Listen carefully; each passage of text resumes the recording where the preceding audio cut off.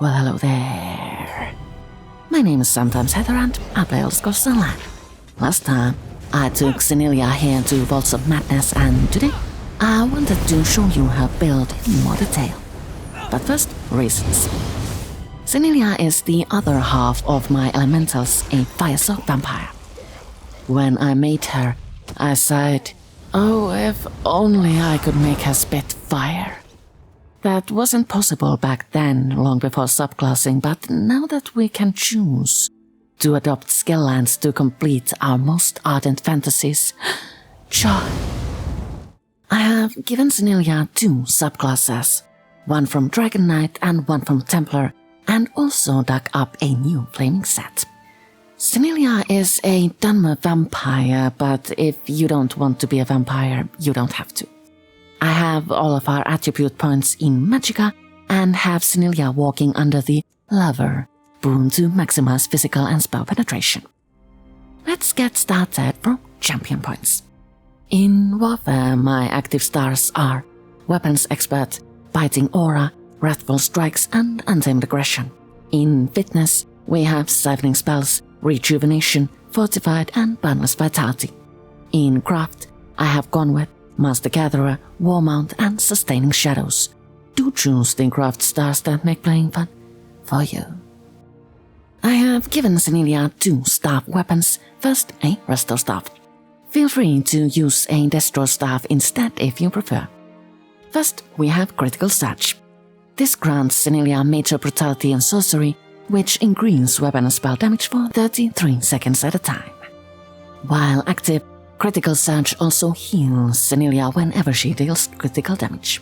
This is a fun skill and I use it often with my stage 4 vampires. Then we have Scalding Rune from Mage's Guild. This paints a rune on the ground.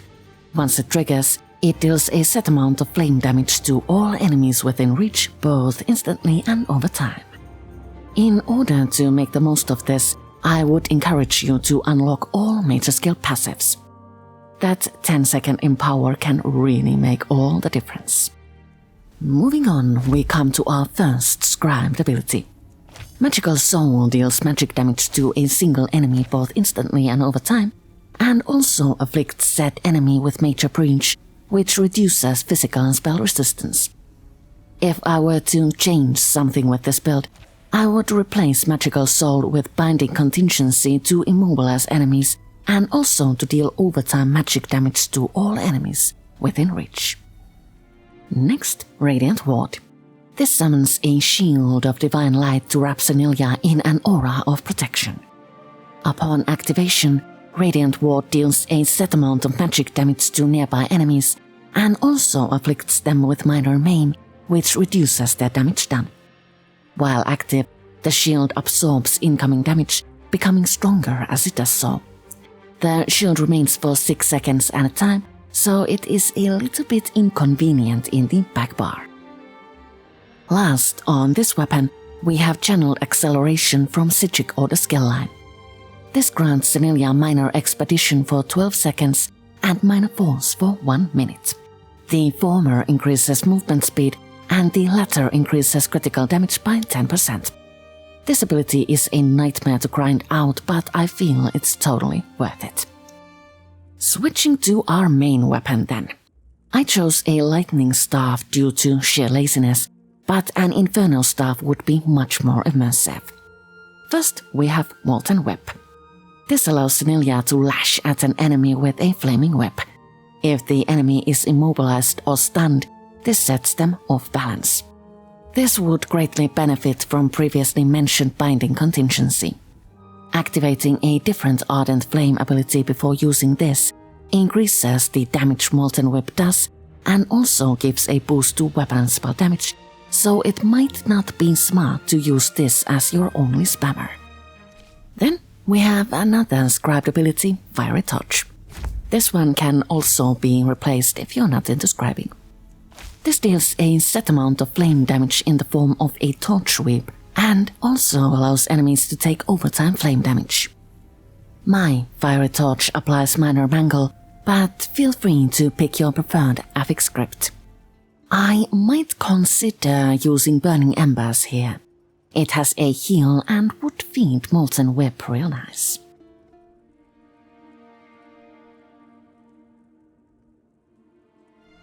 And then we come to the ability I dreamt of having. Engulfing Flames allows Cinillia to breathe fire upon enemies in front of her. This deals both instant and overtime flame damage and looks oh so cool. Afflicted enemies even take more damage from flame attacks, so this is both immersive and effective. Last, on our main weapon, we have Flames of Oblivion. This activates a fiery aura which spits fireballs at enemies at regular intervals over 15 seconds.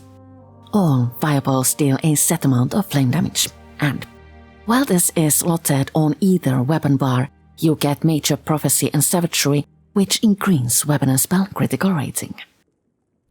Our ultimate is Shooting Star from Mage's Guild skill line. This summons a comet to fall from orbit to deal a set amount of flame damage and to knock down and stun enemies in the target area. After the initial impact, Shooting Star continues to deal flame damage to enemies in the initial target area. I personally feel this is the coolest ultimate in ESO. It looks really good, sounds amazing and deals a pretty hefty amount of damage. Also, the area of effect is a very nice bonus. As for passives, I would recommend getting everything from active skill lines, which are Stormcalling, Aedric Spear and Ardent Flame. These bring a boost to weapon and spell damage and critical damage, and to the amount of damage your Ardent Flame abilities do. I would also recommend getting all passives from Destruction Staff, Mage's Guild, Psijic Order, Fighter's Guild and Racial skill lines. That's a lot of skill points and a huge amount of grinding, but it's worth it, trust me. I have given Cinillia 2 5-piece sets and 1 monster set. First, a craftable set from Westfield. Tharika's Strike, my new favorite, adds to weapon and spell damage. With a full set on, dealing damage with a fully charged heavy attack grants you Major Berserk for 4 seconds at a time. This boosts damage done by 10%. I have Tharika's Strike covering both weapons and all jewelry slots. Craftable sets can be made in any weight, trait and style. I made my main weapon Nirnhound, used the Charged trait for my backup weapon, and forged necklace with the Bloodthirsty trait and rings with the Arcane trait. For jewelry, I used Multi-Effect Enchantment to get a bit more weapon and spell damage. Our main weapon is enchanted to deal flame damage, and this is actually important. Flame Enchant gives enemies the burning status effects, and we want that. For our monster set, I stuck to Valkenskoria. This drops from City of Ash 2 when you slay the last enemy in Veteran. Shoulders can be purchased from undaunted vendors. Valkenskoria adds to offensive penetration. With a full set on, a fiery perk is unlocked. When you deal damage with an overtime effect, you have a chance to summon a meteor to strike at an enemy and to deal a smaller amount of flame damage to other enemies around.